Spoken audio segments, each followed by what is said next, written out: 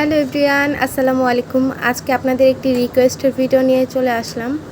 অনেকে আমাকে ইনবক্সে প্লাস কমেন্ট বক্সে জিজ্ঞাসা করেন আরশির শরীরে গোসল করার পর আমি কি ব্যবহার করি। ভাবলাম আজকে শেয়ার করি, যেহেতু হচ্ছে যে আমু মাম খাবা, ওকে দাঁড়াও মাম নাও মা, বিসমিল্লাহ। এটা কোনো, তুমি মাম নিয়ে দুষ্টামি করো, তোমাকে মাম দিব না, তুমি মাম ফেলে দাও। শোনো, আচ্ছা যাই হোক, যেই কথাটা বলতে আসছি, অনেকেই আমাকে জিজ্ঞাসা করো আরশিকে গোসল করার পর আমি ওর শরীরে কি ব্যবহার করি। এই জন্য ভাবলাম আজকে ভিডিওটা তোমাদের সাথে শেয়ার করি। আরশিকে হচ্ছে নিউব্রন থেকে এখন পর্যন্ত আমি এই কোডোমো ব্র্যান্ডের প্রোডাক্টগুলোই ব্যবহার করে যাচ্ছি।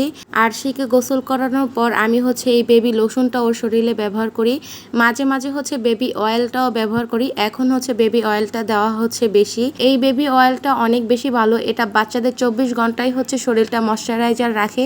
আর ওর ফেসে বেবি ক্রিমটা ব্যবহার করি। এই তো খুবই সিম্পল। সবাই আরশির জন্য দোয়া করবা। আজকের ভিডিওটা এই পর্যন্তই। আসসালামু আলাইকুম।